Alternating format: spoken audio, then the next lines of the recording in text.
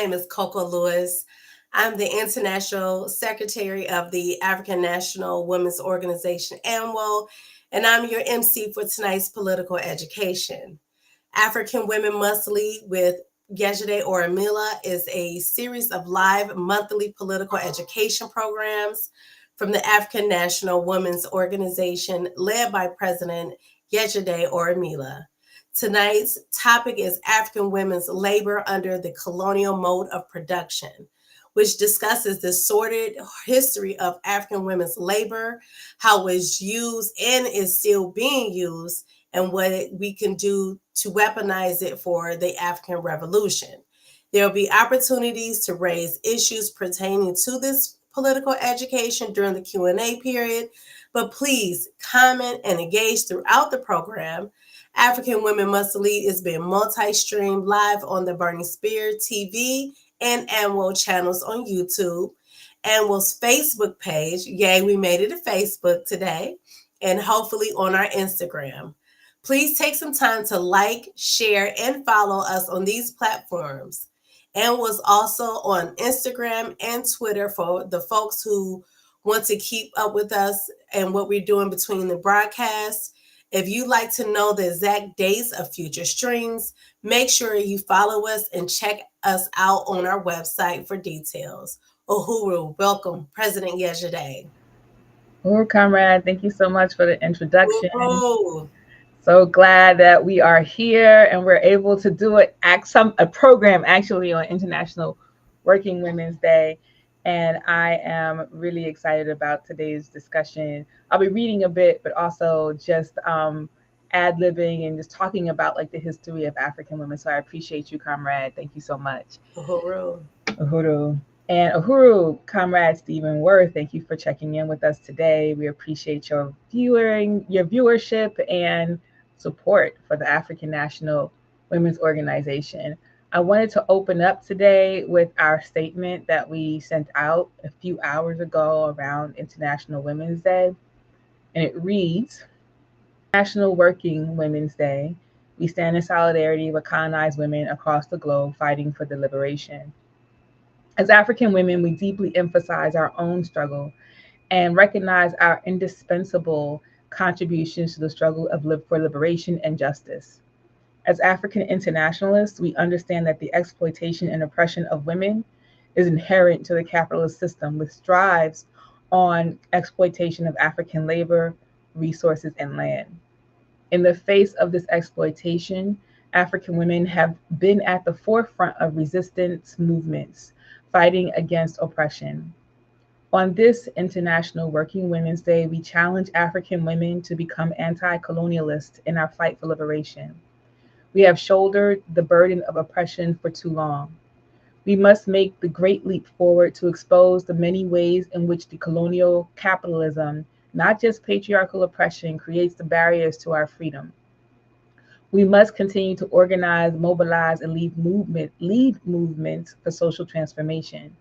And we must acknowledge that the exploitation of African women's labor and resources is part and parcel of the parasitic relationship that colonial capitalists use to maintain control over our Africa and African communities worldwide. This relationship perpetuates a global system of inequity and injustice. On this day, we commit ourselves to the principles of African internationalism, which demand an end to the colonial mode of production. We affirm our solidarity with all colonized working women, recognizing their agency, resilience, and determination in the fight for a more just and equitable world from the tentacles of parasitic capitalism. Together, we will continue to challenge, dismantle structures of exploitation, and build a future where we can live free from exploitation and discrimination.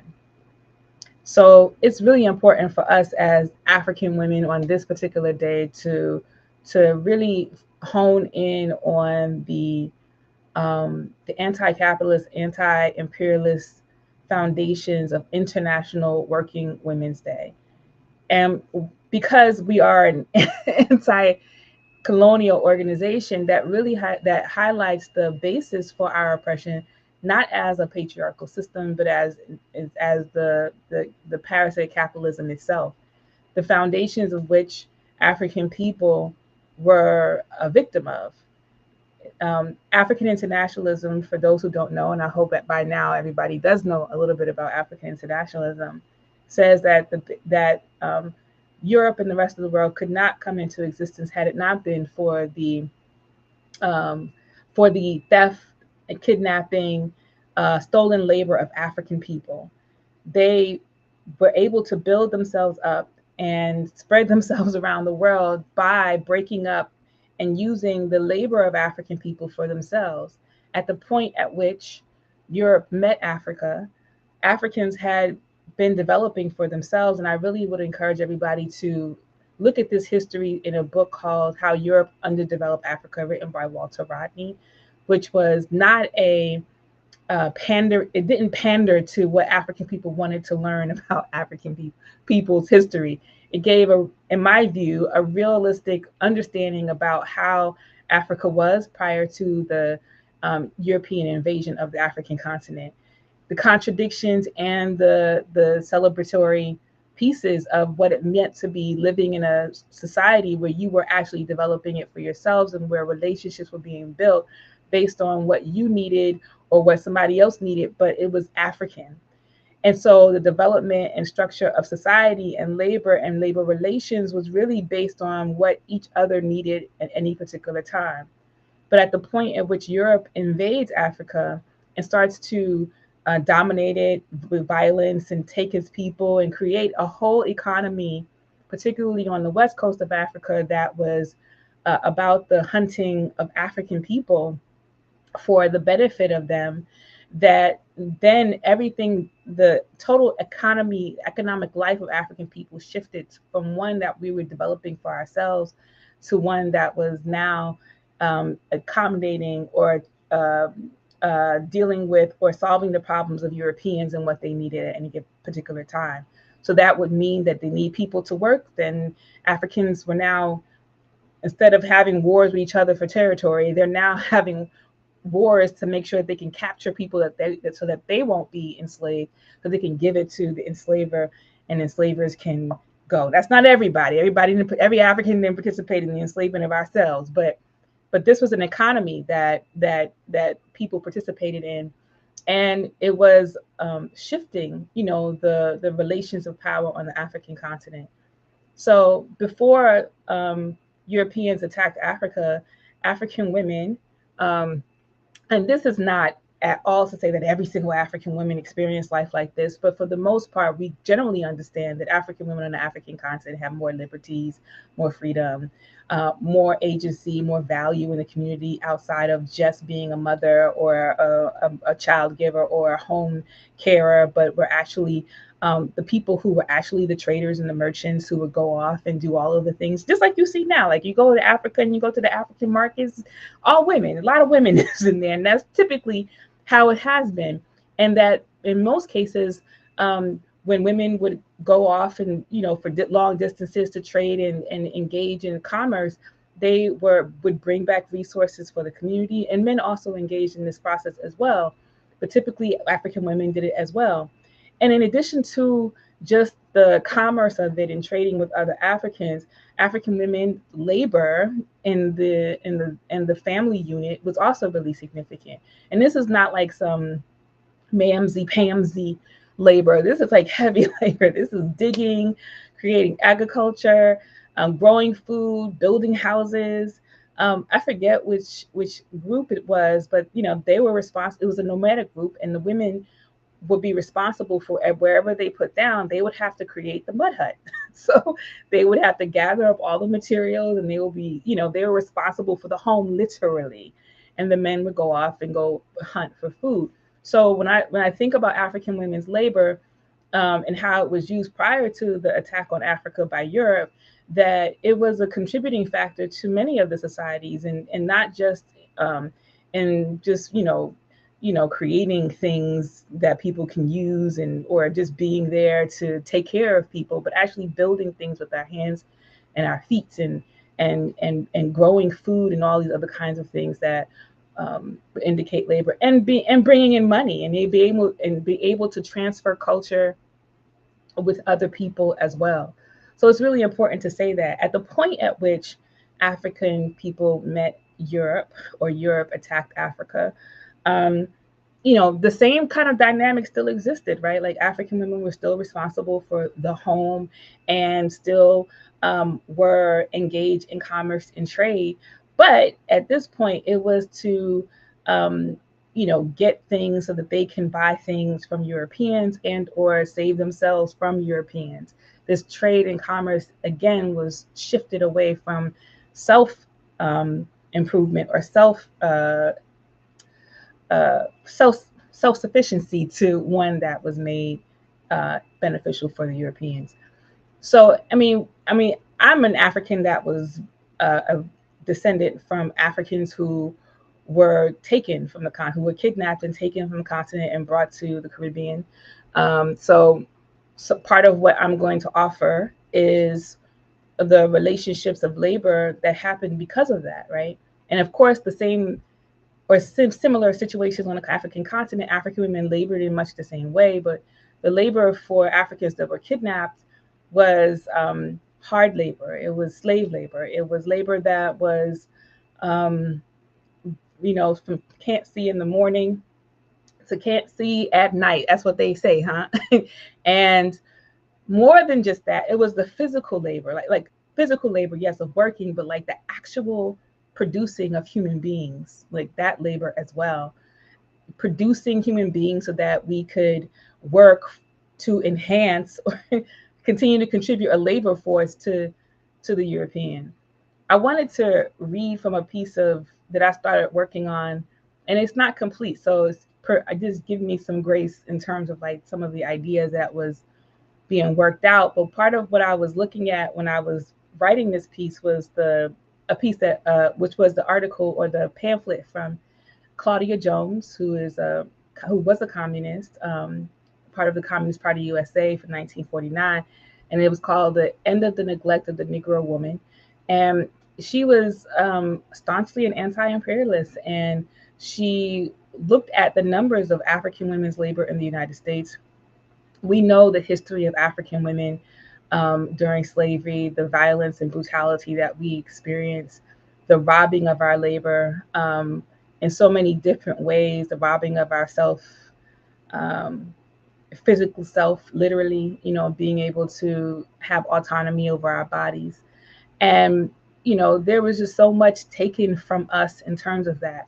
Like, if we think about the economy of the United States, um, at the time, it was really significant from, the African women's labor. And there was no, you talk about gender and equity and women desiring to get what they can get or be equitable to men and things like that. Like when they weren't considering that when African women were forced to work just like men were forced to work under slavery. They weren't considering, or they didn't care because we weren't people, that African women always worked. We worked on the continent, we worked here, we continue to work and always been laborers and contributors to a part of our society.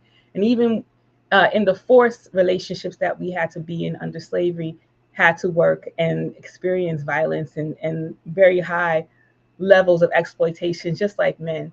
So when we talk about like gender equity and things like that the US imperialism often brings up, but when they now identify Africa as one of the places where gender equity doesn't exist, like the United States is not the greatest purveyor of gender equity. As a matter of fact, it didn't care, like I mean, it didn't care about the gender neutrality or gender equity or anything like that for itself, for it between the bourgeois white women and men at one point in time, and still even today.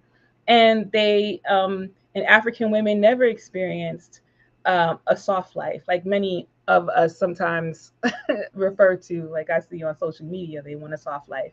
That the labor that we always have been responsible for ourselves, forced or not forced, the conditions required us to always having to take care of home, being forced out into the workforce more than any other women. If statistics still show that for African women, that we are forced out into the workforce more than anybody else. And if we have children, we are higher than just regular African women who ain't got no kids are forced out into the workforce because now we have these children that we have to take care of, and are not paid very high either when compared to other African women.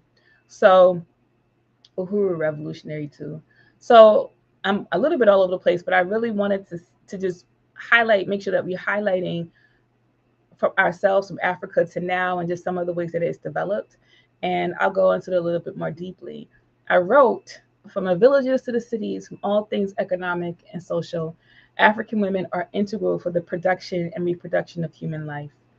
In a 1949 pamphlet entitled "And the Neglect of the Negro Woman" by Claudia Jones, a Black woman communist, she writes about her position on the necessity of Black women to politically unite with communism based on the role of African women in the production process. At the time that she wrote that, Black women heavily were domestic workers, right?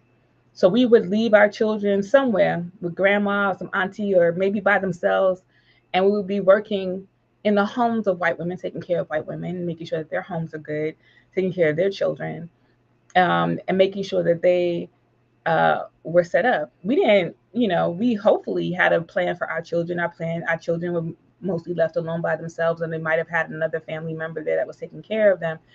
But oftentimes, like when I think about domestic workers now, I was like, I ain't gonna leave my baby. I used to think about it because I used to live in New York, where you see a lot of domestic workers, Black African women and other colonized women pushing around strollers for white families, and it's this white baby in the and the thing, and they make some money. Some of them do, right? And so, I'm like, I could take care of baby. I could probably do this job. When I think about it, it's like I also have to find childcare for my child because they don't let you take your baby with you. You got to find childcare for your child. You got to pay that childcare and then you doing that to go take care of somebody else's child. It didn't make sense to me. It still doesn't make sense to me. But at the time that Claudia Jones wrote this piece, African women were heavily domestic workers in the United States, and Claudia Jones navigated the South, the U.S. South, and the North as well. And herself being an immigrant from the island of Trinidad and Tobago, so she was looking at how African women were, utilizing society and working in people's homes and working in service industries and doing all of the things that kind of let white people be white people, like go out into the world and dominate and capitalize, let white women live the softest life that they could possibly do while the African woman was in the kitchen cooking meals while she was home, while the white woman was home, taking care of children while the white woman was home, because she ain't had no job, mind you. She was the manager of the house and she managed the Africans who were living there. The African woman would cook full meals for the family while she left some leftovers for her children in her house. So even when we think about, post-slavery and the way that African women's labor was still used to uplift and stop producing for ourselves and produce for white people, you start to realize like that the whole North American front of whiteness could not survive beyond you know beyond the labor that African people were forced to in this economy to give, because what other kind of options were there for African women in 1949 and 1939 during slavery, antebellum South, all these things. So you had come into African people had come into a process, were forced into a process from being enslaved Africans, from working for white people, and slavery in the United States was abolished in 65, 64. And in 1949, less than 100 years later, African women were still the predominant workforce in the homes of white people in the U.S. North, in the South, in many places around the country. Um, so our labor, like I said, always laboring, always laboring. I'm always drawn to Sojourner Truth's "Ain't I a Woman" speech, right? This was like the pinnacle of like a dichotomy of labor and women laboring, right? So in Sojourner Truth's speech, and I will not quote it word for word verbatim, I'm just going to pick it out how I remember it, is she was talking about, ain't I a woman? I work just as hard as a man in the field, and I could do more work than he do. I could I can carry this bushel of something just as much as he could. Ain't I a woman? Ain't I a woman?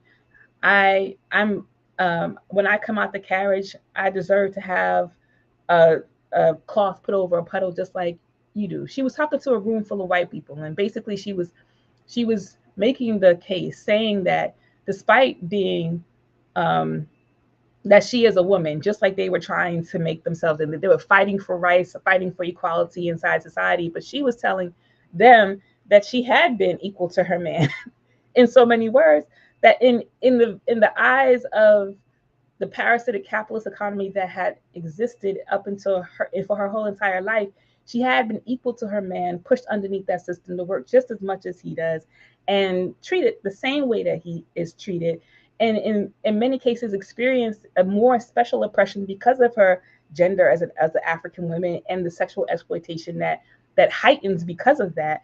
So she was saying in that speech that, ain't I a woman? I do just as much as my men do. And you're in a sense, this is what they were calling for. White women were calling to getting equal visibility and equal rights to white men, or voting rights to white men, and trying to at that time use the momentum of organizing that African women were doing at the time, also to get the right to vote for African people.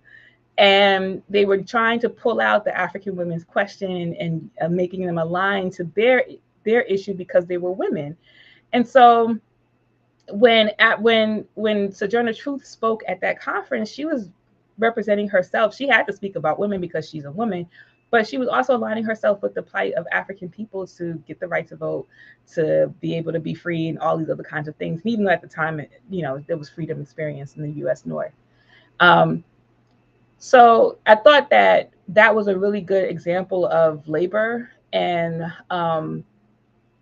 just how African women experienced it, and how they were able to communicate their sense of self. Um, and I think part of what people tend to criticize now is the fact that African women are hard, and we always got to take care of stuff and all these other kinds of things. But that's always been the the characteristics of African women, whether we like it or not. I intend to, as an African revolutionary, and as an African revolutionary, we can expect more work. To be quite honest, like, we can expect that our labor at some point in the future, once we win the African Revolution, is going to be used to rebuild, our life, and ensure that we are self-sustaining African people who are organizing and creating for ourselves. Like, we can't at any point say that we can't contribute our labor to that. What the problem is now, and what has always been since the European attack on Africa, is that our labor has been used to build up the European parasitic economy.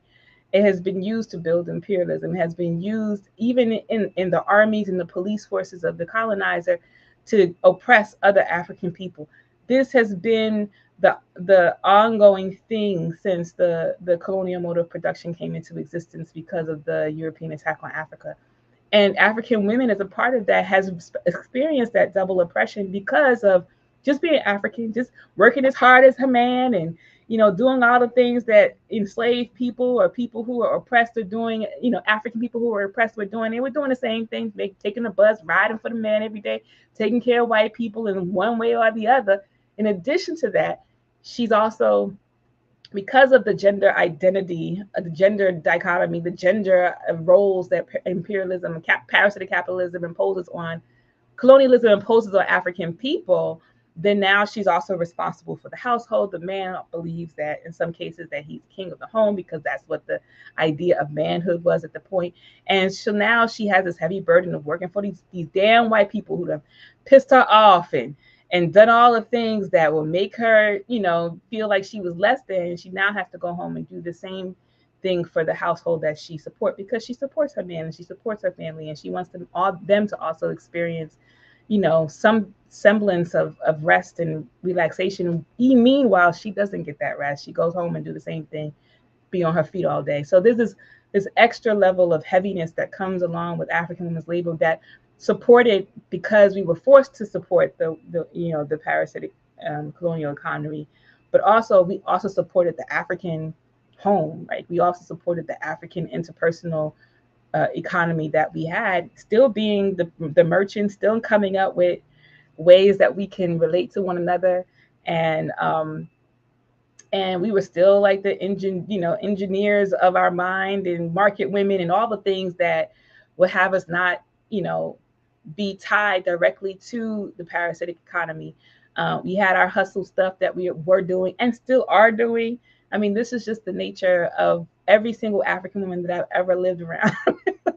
Like, there is not one African woman that I know that didn't have multiple things going and always thinking about ways that she can take care of herself and her family, because you just never know. You never know when these white people gonna go crazy and you got to figure out some stuff. And that's just always the kind of the kind of stuff that I would hear and experience around with African people around us. Um, I'm going back to the piece that I wrote. A broader look into the African world also showed that African women heavily contributed to the socioeconomic functions within the family unit and the colony. It was women who were the primary sources of labor, involved in all aspects of agricultural production, and the primary caregivers not only for their family and communities, but for the colonizers who acquired the labor power. We talked about that a little bit. But and I just want to say that like agriculture in Africa has always been like mainly women. When we and I've only been to Africa once, you know, saying I'm going to get there more and more times as we get closer and closer to freedom. We're going to go to the homeland, right? But what I observed when I was there, in every single place that I went, we went to the countryside in Sierra Leone, and it was women in the fields. It was women growing the cassava. It was women responsible for the production of this thing. The men would take it and go somewhere and bring it to market or whatever, to get the fair price, because the men know that the other men who they're dealing with respect them more and won't try to undermine the price if another man was there. But the women were the production, were doing the production of the cassava, right? They were in the fields growing all of the things that the community needed, and it was their responsibility to bring that food home. So when I think of agriculture, which in the U.S. seems like a mostly male dominated thing, in Africa and probably other places, other colonized places, colonized women were, the primary labor force. But I just want to skip, past all of the things. Skip down memory lane, because I want to skip now to the present day, like how African women's labor is being used by U.S. imperialism, and how we have to shift away from using this labor for our own benefit. So, like, there's a lot of schemes that are happening. Like when you go down the rabbit hole, like I have gone down the rabbit hole of, and look at U.S. imperialism and the way that it is really digging its teeth into Africa, right? Like digging its teeth, and not in just some African way, not in just some direct, in your face kind of way. I'm talking about underhanded. Let's create equity. Let's do microeconomics. Let's do all of these things that kind of get African women out of the hustle economy. This is economy that the U.S. imperialism cannot control. There's women who are creating foodstuffs and selling it on the road, or making a dress and selling it on the road. And it's not utilized in a way that capitalism can benefit from. There's a whole other type of economy. It's not a bank, it's not a school, it's not anything that is controlled by imperialism, right? So this is an economy that imperialism wants. So in order to do that, they're raising goats and chickens, right? Like, these are the things. In order to do that, what they'll do now is offer these people microloans. They're going to loan them money in order to increase this thing that they have been doing, and now tying them to that parasitic economy, right? I hope that you're running with me, right? Like, so what was now like this autonomous thing that was happening, and people were interacting with one another based on the need or production that was required, they're now saying that let's go into these villages and find these people who are producing, right? Goats, children, not children, but whatever it is they were creating, food, whatever. And let's say we're going to offer you $5,000 to do this loan. Now they're siphoning this money out of the pockets of the people who they didn't have access to before. And another scheme, that was the one thing. Another scheme now is to say we want to push forward equity in society. We want African women to be equitable to men. And so how we do that, how we ensure that they have these protections by the law, is making sure that everything that they're doing is under a legal process. Right? So now this hustle stuff is now being looked at as, in order for you to do this, you have to get this license, you have to get this thing, you have to do all of these things that kind of help, pay the parasitic state, and and whereas, and then hold you to it, and then you become equitable to men because now there's some policy that protects you from whatever it is that might have harmed you before, because you didn't have a tariff or that you had to pay, or a license that you needed before. So this is really important because it's not just a direct, some corrupt leader is abusing women sexually, but the way that they undermine women's labor on so many things is trying to find these different schemes that, to bring women forward in Africa. And you can look at the initiatives that the United Nations put out every year around women. You can see what they are looking at as solutions for African women, to be a part of the workforce.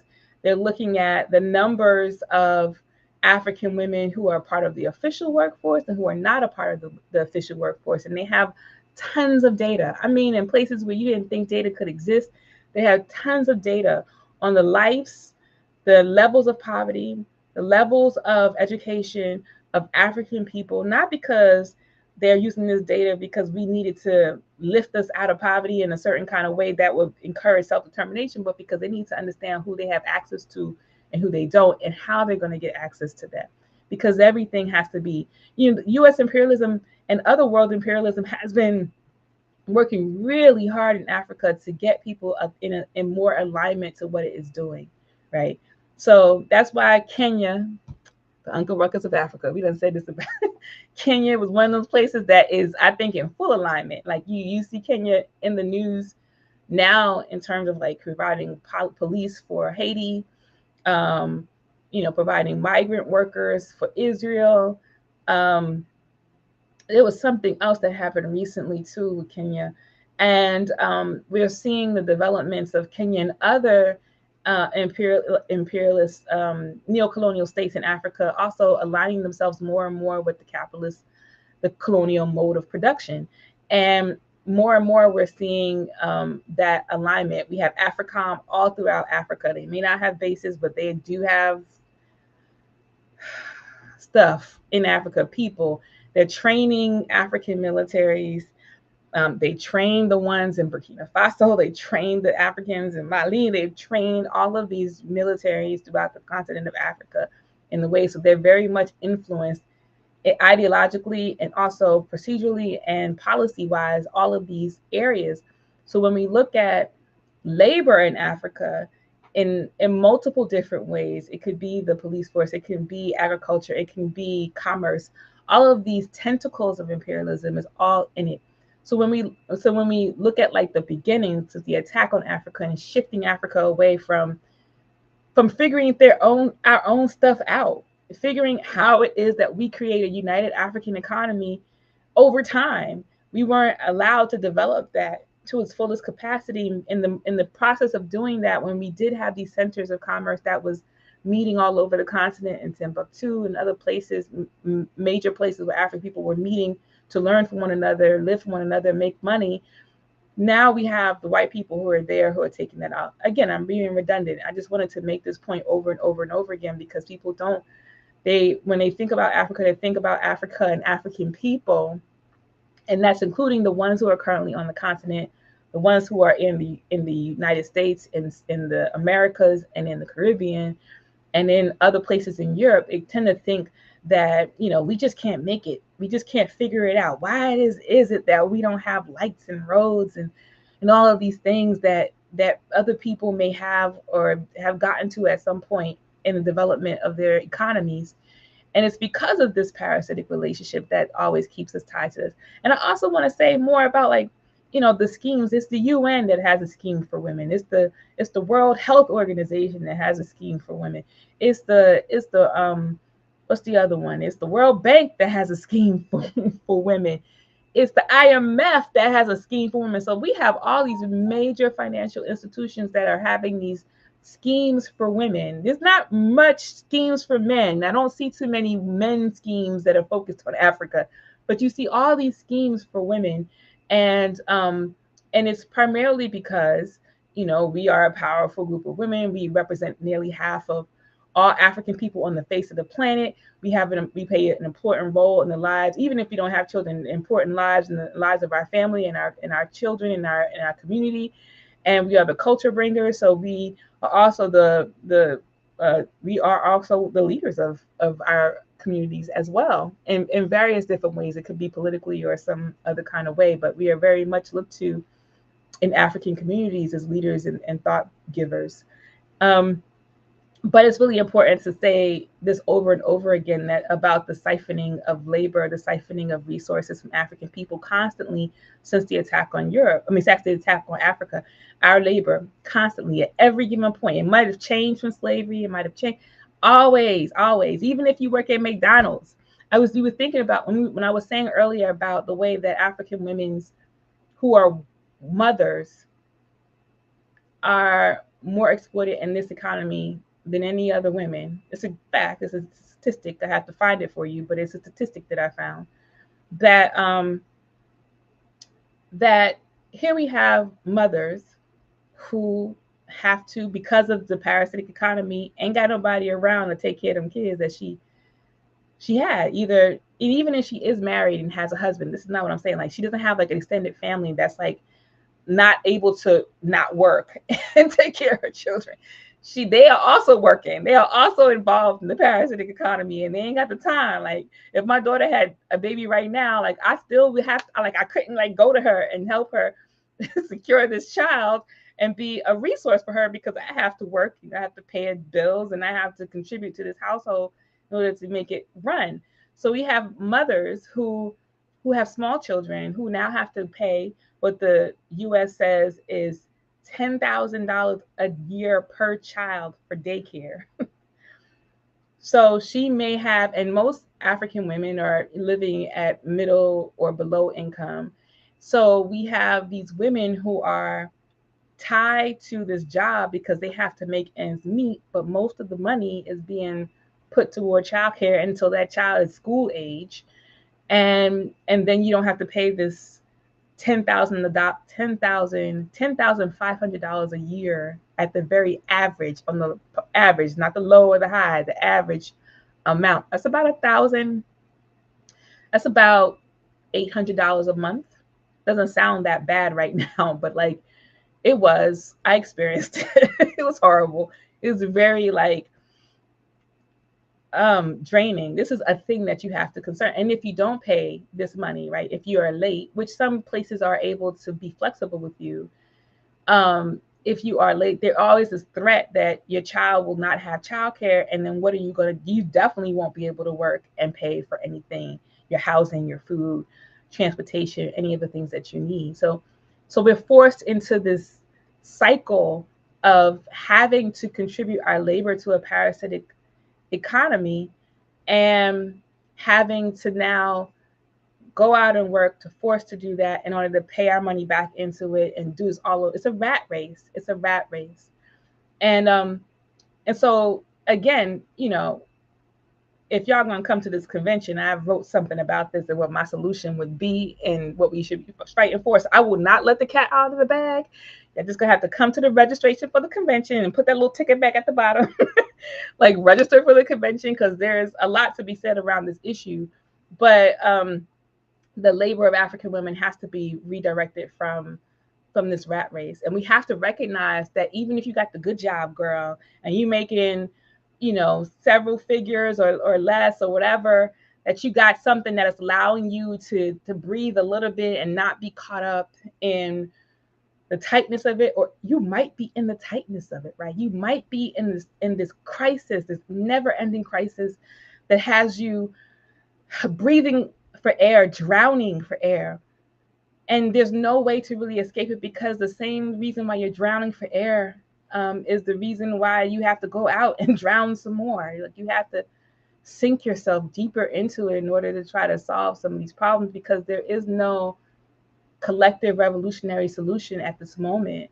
And that exists. And the only thing that we can to say to that is that African women have to be able to be engaged in a process that allows them to breathe a little bit. We believe that being a part of the African Revolution allows that breath, even if it is the ideology of breathing through revolutionary development and participation in work, that allows a little bit of space to not be caught in this crisis all the time in your brain. Um,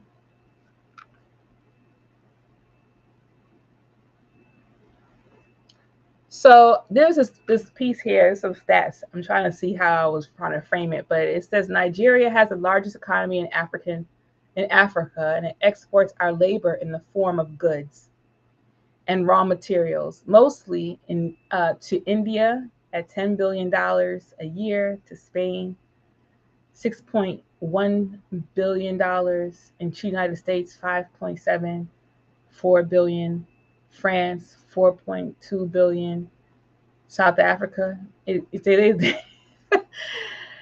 pull out South Africa from Africa like we're exporting to some foreign country, but they say Africa exports to South Africa at 3.87 billion and buys not from other African countries, but imports mostly from China at 13.4 billion, Netherlands 5 billion, South Korea 4.7 billion, Belgium and Luxembourg 3.7 billion, and India at 2.67 billion. We export at 10 billion, but import at 2 billion. It's not an even economy. So our labor is still being stolen in the form of, what we export and what we produce for the entire world, as opposed to what we produce for ourselves. And I was thinking, I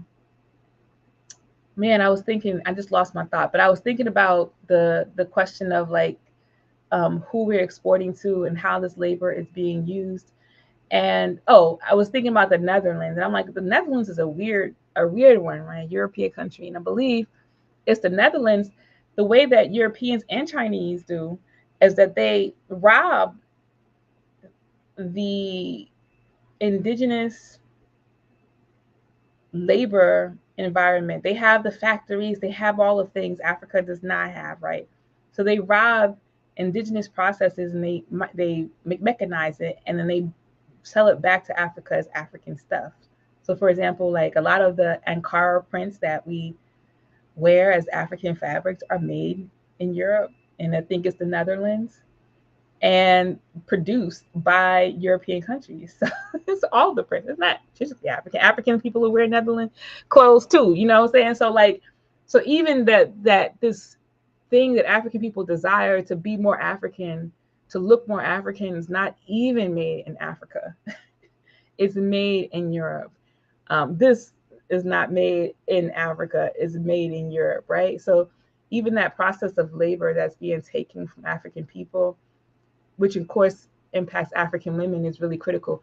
There is an economy right now, like, people, things that I think like for us, we produce the colonnades, right? So when we said we wanted to produce a product that was truly indigenous, we really wanted to hone in on the ingredients of the products that we can trace to African hands and would benefit African hands. So that's why we get 100% raw shea butter from Ghana, and we do African black soap. We were trying to make it ourselves, but we was like, we ain't gonna do all that. It's gonna get it from the experts. So these are just a few of the products that we know, African people, because we get it in the big old block, and it's African women who are making it in these various places because there's a demand by African people for these products. And so like really creating that sort of economy, but also recognizing that the hands that are creating that is African women who are producing the shea butters, who are producing the black soap, and making sure they're being paid fairly. And that's an economy there in Ghana as well. But my point was that there is stuff that are still being produced by African people. It's just that it's drowned out by the thing that are being mass produced by Europeans and Chinese, right? And the ways that we can start utilizing our labor power for ourselves is obviously to directly connect with African people who are making things that we can benefit from and that they can benefit from, and create that independent African economy that way. But also we have to become anti-colonialists, right? Like essentially, right? Like in the major avenues of production and reproduction of life through commerce, goods, and all of these things, labor disputes, and so we have to become African colonialists, like African anti-colonialist, and be able to struggle for equity, but only through the process of making the African revolution, in my view. There's no equity that can be had underneath a system that is parasitic and exploitative, that continues to exploit African people and oppress African people and use our labor in all different kinds of forms. Like, you have to be an anti-colonialist in every single thing. I saw a video, and this might have been something that Coco shared. No, it was just in my feed. Somebody else was sharing it, about this brother who was showing, what was happening in the Congo, and how he's an anti-colonialist, and he was like, yeah, you have to get the imperialists out of Congo. And I'm like, nah, we got to free Africa, buddy, because like we like, yes, get the imperialists out of Congo, but like the question of the nation is super important. And if we don't identify ourselves as national people with a homeland that's ready to be claimed, like Congo can go down, can be won like by the people, but while the rest of Africa goes down in flames, that's just not going to be the reality. And African people have to be engaged in the process of fighting imperialism at every single step, not just based on the colonial borders that was drawn around you to identify you as an African, but as an African person who is fighting for Africa and African unity through, and more than that, the anti-imperialist stance. That's why if we don't have that, that's why we can support African women who are neo-colonialists. That's why we can support African women who are obviously the African petty bourgeoisie. And when I say support, we be getting real glad when they ascend to the halls of the bourgeoisie, and we like, oh, that's great, sis, you made it. But they don't represent the interests of the masses of African people. And so, like, if we ever want to see our labor be used, African women and African men, African community worldwide, to be used for our best interests, then the process of making the African revolution has to be critical, central to making that demand. Otherwise, we just trying to fight for a better wage under parasitism. We still allowing the relations of power to be the power over us. And that's just not going to fly over and over again. Like the rabbit hole of Africa is real. I mean, there's so many rabbit holes you can sink yourself into when you just pick a thing and just look at it. Just look deep in, like, just scratch the surface. And it's like so many tentacles on Africa and African people that prevents the self-determination, this coming together of people to solve problems, and to, especially around the labor question. Like, if Africa's a huge plantation,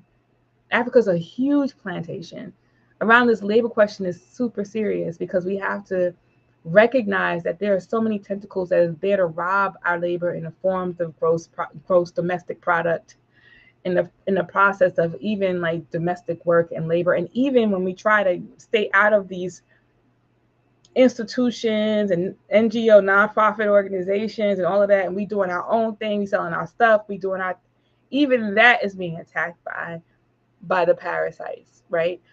So, you have to be able to see the world beyond just, oh, we got Black people who doing economics and stuff, and they doing this and they moving and shaking. You got to see it beyond that. You have to always approach the world with the anti-colonial lens, African internationalist lens, or else, you would always think that you got it made in an economy that don't have you made, that have you sewn up and is ready to steal your labor power in whatever force. That's why, like, African people who make millions of dollars, billions of dollars, can't say nothing. At any given point, if they make wild claims, I say wild euphemistically, wild claims that they support this and that revolution, oh, watch their money dry up quick, fast, and in a hurry. Because even the billionaires are tied, their labor, their identity is tied to the parasitic capitalist economy that only uses them to make money, right? To make their music companies money, to make their basketball teams money, and all of these things. So they're still mules, you know, forcing along this system because they're being worked that way. So never think that even within a place where you think you've made it, that you have power right now, and the only power really is rested in the center of the African Revolution. Um, and I wanted to continue to read from where I think I hit all the points though, because I don't want to go way back to Africa again. Mm. I think mostly I'm more interested in like how African women are making it today. I mean, every statistics that you see, not just in the United States, really impacts, like shows you the impact of parasitic colonialism, the colonial mode of production. Like, I think that the infant and maternal mortality rate of African people is tied to, I mean, not I think, I know that the infant and maternal mortality rate of African women all over the world, which is higher than any other woman, is tied to the colonial mode of production. There has to be the heavy weight and burden of being an African woman within this oppressed African nation. And it has to also be tied to like the levels of responsibility that we are tied to as the center of the African family in some cases, the provider in many cases of family, of children, of parents, and also like the weight in some cases of us not being not able to have the soft. I don't want to be clear. I do not want the soft life. I think I can experience that once we free, right? But I think that for African women, there's never been a moment in history since the attack on the continent of Africa has there been softness. Have African women not worked? Have African women not been responsible for something? Has not been tied to the same plight as African men and not been workers, right? Like we've always been workers. There was no time we hired some, I mean, some, maybe right now you might be able to hire a nanny or whatever, but like, but still you out working. Like you're not in the house. You working for something. You hustling yourself to go get that paycheck and contribute to the household. So like when we look at the statistics, even in our health, and how all of these things have played a huge part in the ability of African women to live and take care of themselves, it's really dire. So like if we think about the health and well-being of African women, not just in the relations of labor, we have to destroy this thing. It's destroying us. It's destroying us. And the only thing for me, and I would expect that other African women who volunteer to be a part of this African National Women's Organization, that gives me agency and hope, is participating in the African revolutionary struggle, and being a part of discerning and working out ways that we can overturn this thing by also solving problems, because we're problem solvers. And I am going to leave it there. And I'm sure that there are some questions or maybe even comments that are happening in the chat. But I'm going to hand it over to my comrade Coco to make some announcements, and then we can get to the Q&A or have some more open discussion where I look at and we can get into it, comrade. Uhuru. Uhuru, this has been a phenomenal live. Like I'm in it. I'm in it, and to the point that I wasn't even ready. I wasn't even ready when you came back, because I was ready for more, you know. Well, we're on our way to our question and answer section, but before we get there, I'm gonna go ahead and read announcements here. Just remember, please share your name, your location, and then your question. And So let's go ahead and get into these announcements. So if you enjoyed tonight's program, if it has inspired you or motivated you, you're African women, we call on you, African women worldwide, to join the African National Women's Organization. We are the only anti-colonial, anti-imperialist, revolutionary organization for Black women. We have members in Africa, Europe, Latin America, and all around the United States, and was leading on everyday issues concerning African women. We are not just on the internet, we are on the ground in our communities organizing for African liberation. Join the International Collective of African Women, building the revolutionary capacity for African women.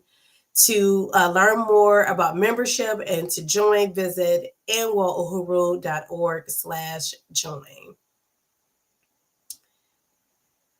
Show your material solidarity with the work of the African National Women's Organization. We have big things planned this year.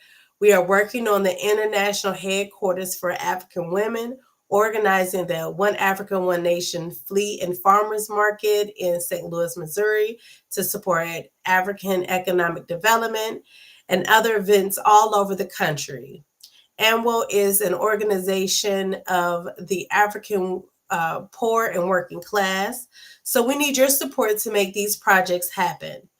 If you can't become a member, consider becoming a sustaining donor. Don't wait until the program ends. Pull out your phone and scan the QR code on the screen. With donation levels starting at just $5 a month, or renew your support today. We also accept one-time donations of any amount. So to donate anytime, visit anwouhuru.org/donate or Cash App at anwouhuru. Wear your politics with AMWO. AMWO shop features T-shirts, sweatshirts, travel bags, mugs, hoodies, and even socks. Profits from the merch sales support the campaigns of AMWO, including #ArrestCPS, Uhuru Kijiji Child Care Collective, and the Word Council. Become a decolonizer and support AMWO Economic Development Project Decolonize Hair and Body. Decolonize Hair and Body are natural personal care products that highlight ingredients and traditional care practices used by indigenous people all around the world. As Yejide mentioned, African Black soap. In addition to featuring images and quotes of African revolutionaries, they are good. From butters and conditioners to oils, Decolonize has you covered from head to toe. Make your next purchase of skincare products from us at decolonize.com, or if you're in the DC metro area, you can purchase from us in person. Hands off Uhuru, hands off Africa. The trial date has been set, and the time is now to support the Uhuru 3 in our fight against the U.S. indictments. Defend the African freedom struggle, defend the African liberation struggle, defend the Uhuru movement. To find out more on how you can support, go to handsoffuhuru.org. Also, if you enjoyed tonight's program and would like to help us produce these shows for the rest of the 2024 year, volunteer with us. AMWO is looking for producers, interpreters, and chat moderators for future broadcasts and for our upcoming convention. Email us at info@anwouhuru.org if you'd like to share your skills. African National Women's Organization has taken on the hosting and management of the One Africa, One Nation marketplace for 2024 in St. Louis, Missouri, and we are excited to introduce AMWO to returning and prospective vendors. If you are interested in being a vendor for the 2024 season, join us on Wednesday, March 13, 2024 for a virtual launch party where we will discuss market dates and details. Register at amwohuru.org/events. Harriet's Daughter Book Club and Study Group is a monthly virtual discussion that centers around African liberation related literature. For the months of March and April, we will be reading The War Before, the true story of becoming a Black Panther, keeping the faith in prison, and fighting for those left behind by Safia Bukhari. Next discussion will be on April 14, 2024 at 3 p.m. Eastern Standard Time. Visit anwohuru.org/events to stay up to date of all the upcoming international, national, regional, and local events and programs. And get ready to take a stand. AWML calls for African women and our supporters worldwide to attend our annual Black Women's Convention. The 2024 theme is Taking a Stand Against Imperialism, Colonialism, and Neocolonialism. African women from every city, town, province, country, island, and village must attend this convention. The convention will be held online and in person in St. Louis, Missouri.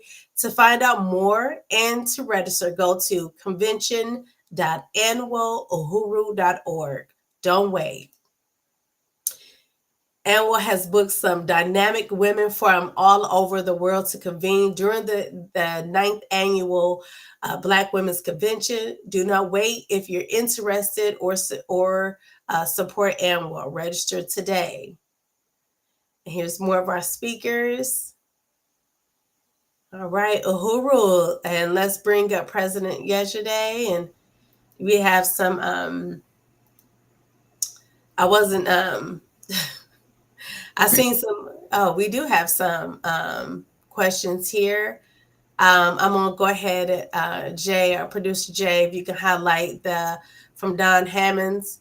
Can you speak on the assumption of the colonial state from the perspective of so-called bias or culture implicit or ethnocentrism? I was looking at that question. I was trying to break it down so I can understand it better. I mean, the colonial state is the state that we currently live under, right? So we, from the perspective of so-called bias, Don Hammond, can you deepen that a little bit for me? The question. I mean, I think I understand it to a certain degree. I mean, we know that the cultural state is the colonial state, not the cultural state.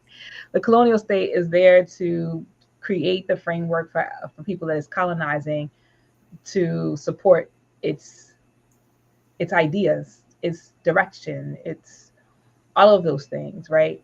And it creates that in the minds that you are a patriot, or you're somebody that's supposed to support this process. And it's done that over the course of hundreds of years of domination, control, the institutions that it's created. Everything within that society is geared towards supporting the colonizer and the colonial efforts of exploitation and domination. Sometimes when it looks like it's not direct colonial, it's not directly violence, but it can be underhanded violence. It can be violence that's carried out in the court. It could be a perception of justice, but also that you're getting a fair trial, so to speak, but know that the system is rigged, so that there's a majority of African people who are currently in prisons despite being a low percentage of the population. So the colonial state is a parasitic thing. In the United States, it's a domestic colony that creates all of the institutions that oppress African people directly, right? But also other colonized people who have experienced, settler colonialism in other places around the world. So I hope that that answers it. And if it doesn't, please feel free to deepen that question for me. Yeah. So I just You're saying like what is a cultural bias and the contradiction of culture, if there is one. if they're okay, got it. Okay.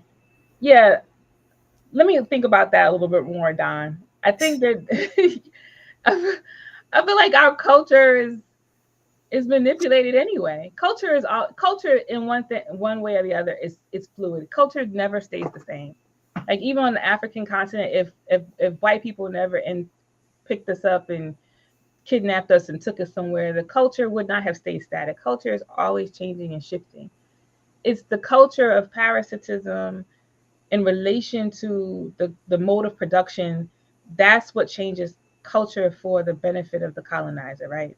And the colonizer has a huge propaganda campaign that's being waged upon the people that it's the citizens, right? To help them understand that they are supposed to be dominating folks. And of course, to the people that it's colonizing to help us understand that we ain't got no chance in hell of winning, you know?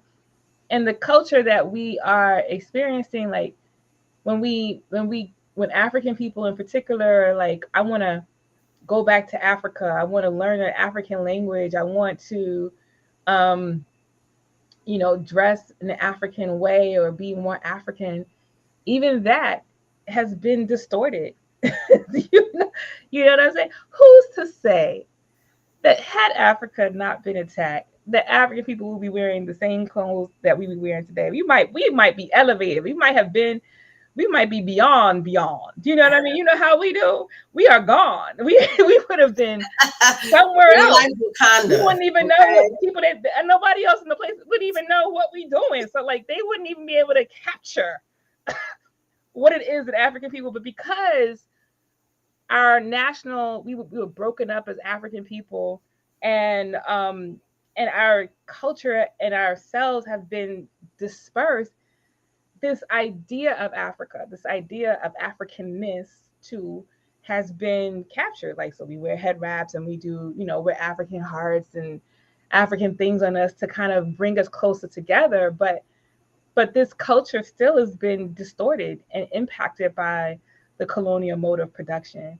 So there is a bias within the system, and there's also a distortion about what our culture would be. Right now, it's a culture of resistance. It's a culture of self.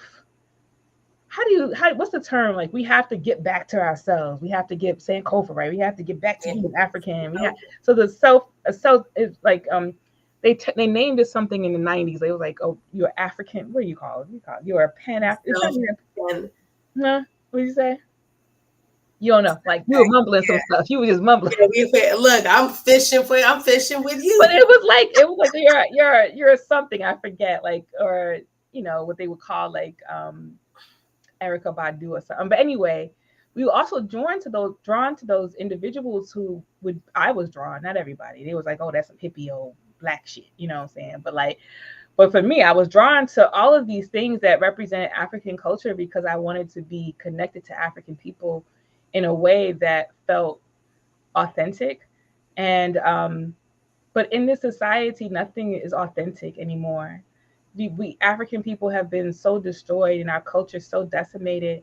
Even when you think it's the most, sometimes culture is becomes static in some instances so that you can hold on to the thing, so that that everything around you is shifting and changing, that you hold on tighter to this very small thing that should change too, but we want it to change for our benefit. And when we wear African clothes, and this is African stuff, that's why we very much are offended by cultural appropriation and things like that, because it's like, how dare you steal this from us and now have the audacity to wear a kente cloth in Congress? You how dare you steal this from us and then have the nerve to try to wear cornrows?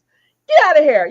So we get real rowdy around these things because it's our culture being thrown back at us by the colonizers after they stole it from us and told us that this wasn't good enough, that they were the best option to us.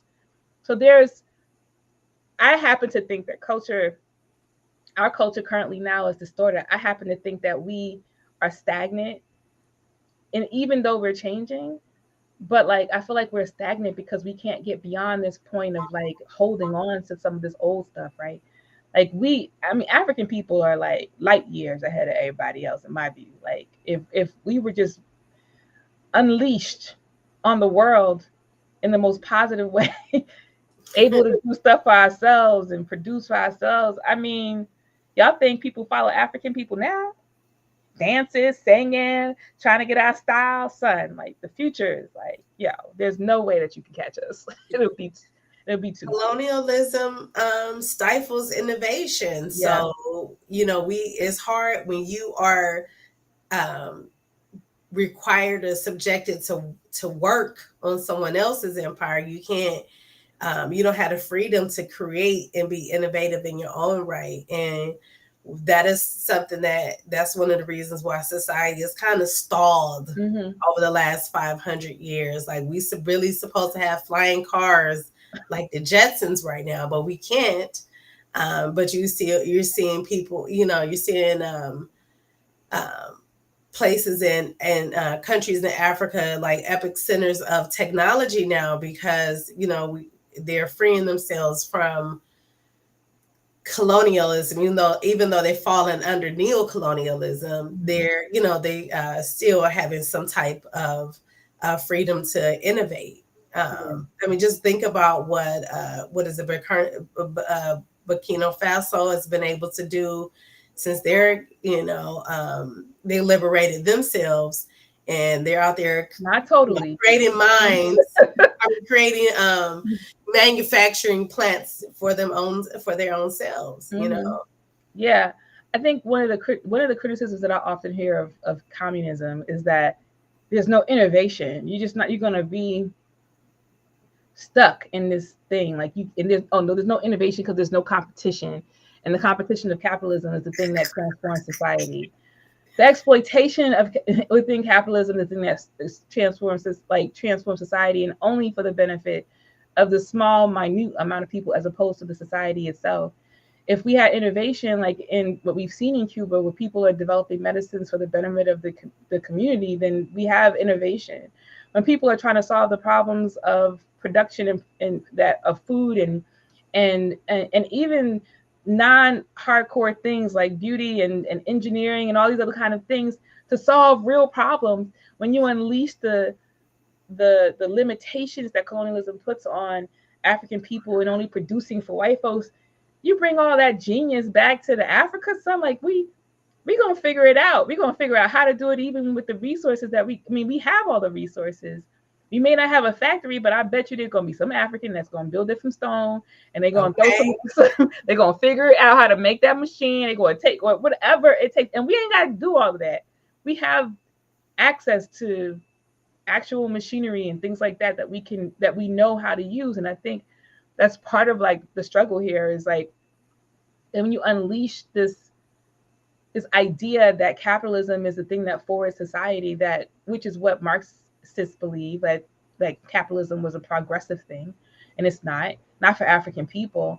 Right. When you release that and say that the competition in communism, right, in trying to create something that will improve the living conditions of an entire society, you release now your ability. I feel like I would work from sun up to sundown because I want to, you know what I'm saying? Right.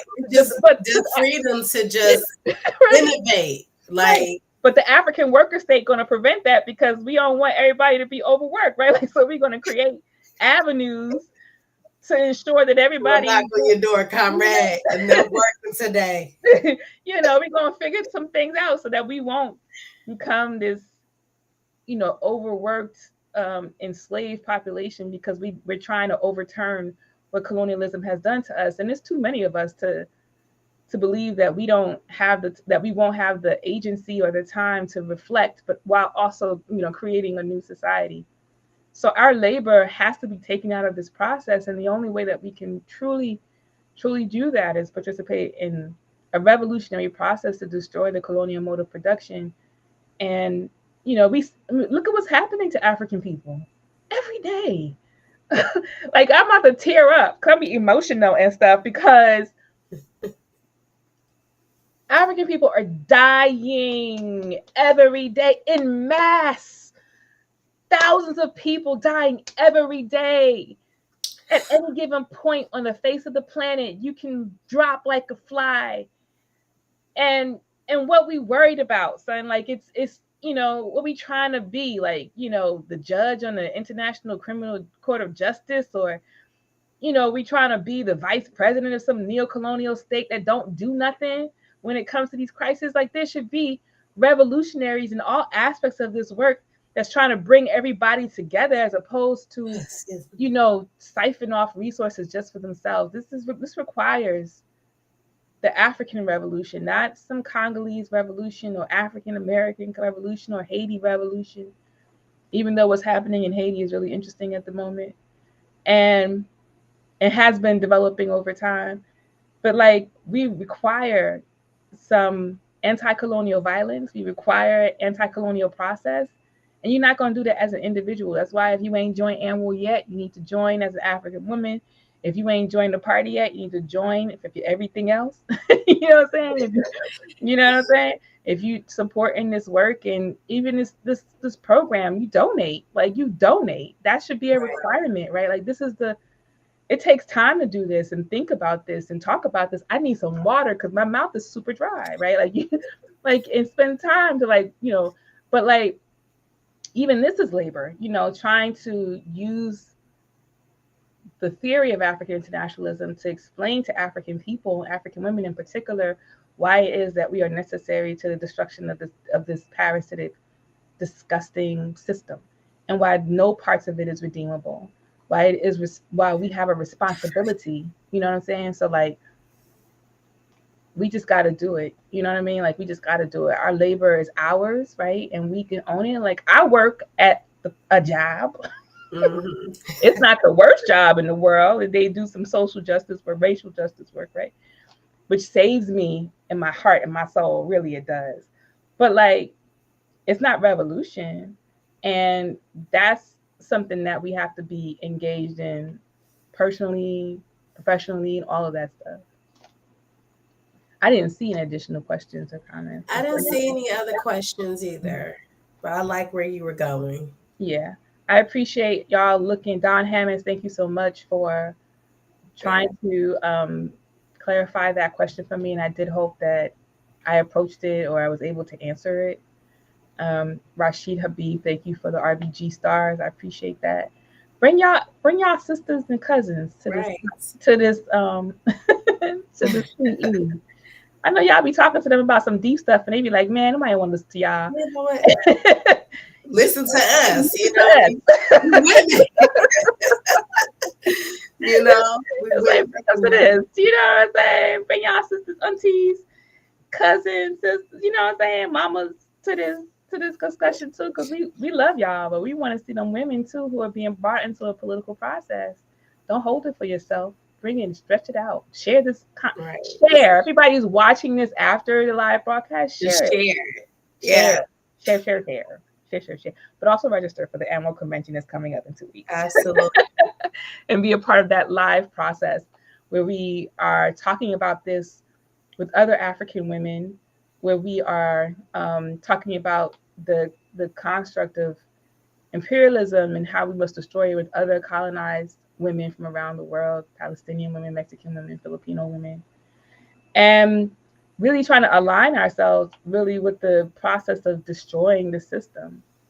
There's no way out. There's no way out. We can't dance enough. We can't play enough basketball. We can't do enough, TV shows or make enough movies to make us feel like we're making some revolutionary process. I just think that it's really important for us to be involved. We got to get to, I don't want to get too tired to work, but we got to get tired of the conditions. I know I am. I've been tired of these conditions. That's why I'm here. Yeah. It's as a mother who has been, y'all, I'm gonna tell y'all my age again because y'all don't believe me. The shea butter, y'all, the shea butter. Yeah. I will be 46 this year. So I am middle-aged. I mean, I am an old person. I am middle-aged. So I have a whole adult child who is grown, right? You know what I mean? So like, I remember what it was like to have to, and I still do. I still have to work because she on my insurance. Like I still gotta keep a job. Because if I don't, if something happens to my baby, like she can't go to the doctor. You know what I'm saying? And everybody's on my insurance. So like I gotta make sure that I have a job so that everybody can be good and we don't gotta be out here being hurt, just trying to work and live and all these things. So this like it's a burden too. Like, you know what I mean? And so like you constantly having to, be responsible for people. It's something that, you know, you get until you work until the end until they could take care of you, right? Like so that's the thing, like, until the transfer goes over. But like, just living that, for what, 27 years of my adult life. So I didn't even I wasn't, living my Black young girl life free and happy and stuff. I was happy. I was free enough. I was taking care of my baby. But there was so much crushing responsibility. And that shouldn't be the case when we think about bringing life into this world, right? Like children are a joy. That becomes a burden. So much in some places where children are being abandoned by the side of the road, killed when they are born, hidden, and there are dangerous situations that are happening, where people are just selling their children because they can afford to have children. So they sell to somebody who's going to use them as workers in some sort of thing, and they get money for the labor that their children produce because they also trying to get the money together. So these are, children shouldn't be a part of this. Like children should be children, and under colonial mode of production, we can't even produce. We still are producing laborers. Yeah. But even on the other side of that, you have a lot of African women all over the world saying that they don't want to have kids because they don't want to bring their kids into these conditions. Yeah. So that's that's a response to these conditions. Yes, that's a response to this thing. Like, child, if I had all the resources available to African people like we should have, man, I would have had like 10 kids. Exactly. I would have had like 10 kids, and then because they would have all been taken care of. You know what I mean? Like we make decisions about our body, about our reproduction, and all of these things. Our relationships based on this relationship that we have with underneath colonialism. And as an African woman, I wanted to have a whole bunch of, I wanted to have gang kids. I wanted to have both, you know what I'm saying? But I couldn't, because I couldn't afford it. And we should have, because our children are our future. And a lot of the decisions, even the ones that Comrade Coco raised in terms of not wanting to have children, is because of our even the choice to have an abortion. Now I'm pro-choice. I believe that under colonialism shit, you either do or you don't, you know what I'm saying? So like, but like even the choice to make to not have a child, you're pregnant and you like, I can't afford it. Making that choice, that's not a choice. It's been forced on you, right? Like it's been forced because of our living conditions, the economic conditions, the social conditions and environments of bringing up a African child in this world. It's not a choice. So imagine, man. I'm really taken by the chairman's piece of what would a liberated Africa look like, and one of the political reports. And it just, that was I always tell Chairman that's my favorite thing that he's ever written. Everything there for me. Brilliant. But he was saying at that plenary, the African people don't know what our future looks like.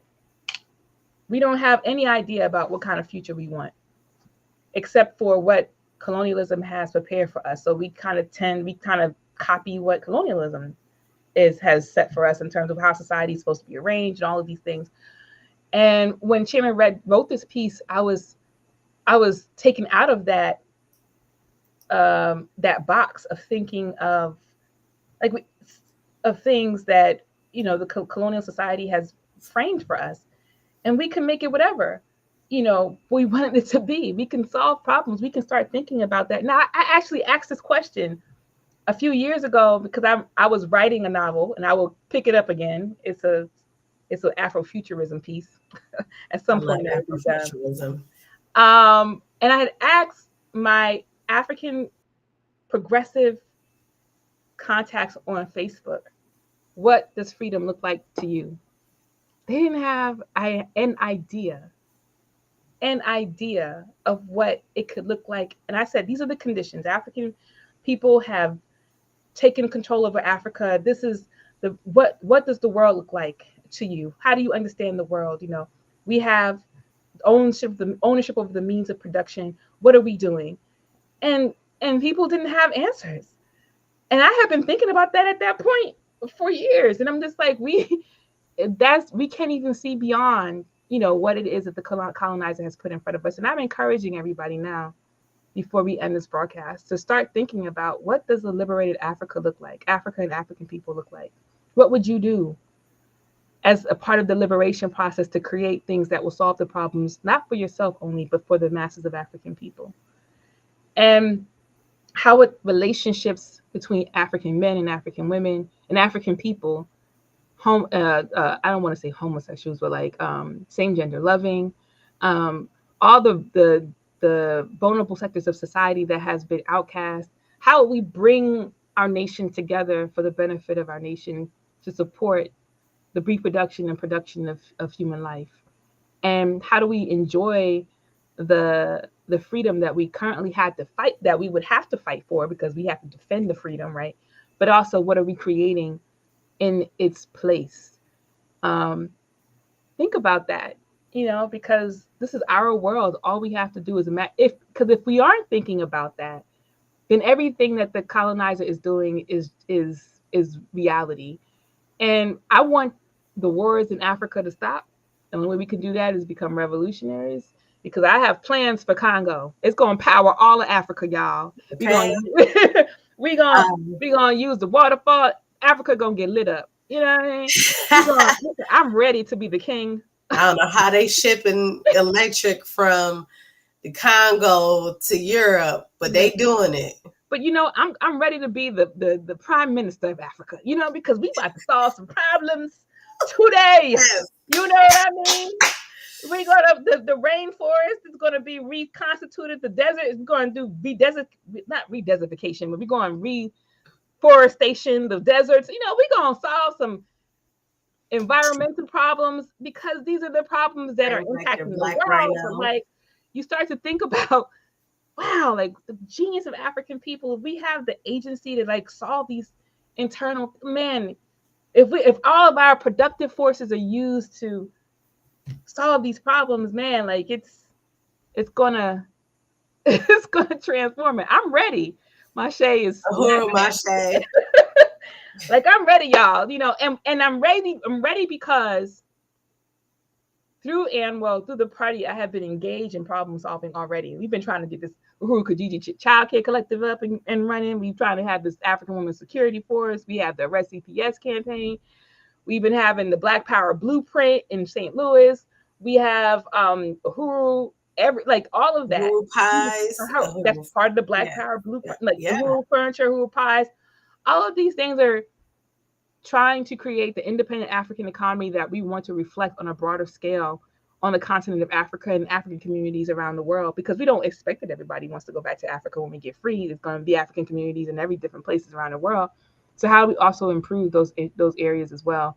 And we have to start thinking about that and coming to a process of doing the work that's the marketplace, the animal headquarters that we have to rehabilitate, all of this stuff. So we got a problem solve, y'all. That's why I'm excited about getting free, because I'm ready in my lifetime, because I'm ready to be like, I'm gonna be old or young. I don't know. Hopefully we can speed this process up, because I'm gonna be like, I don't care if I'm on crutches or I'm got dementia. We're gonna land me in the middle of Africa, and I'm gonna try to do something, you know, once we get free.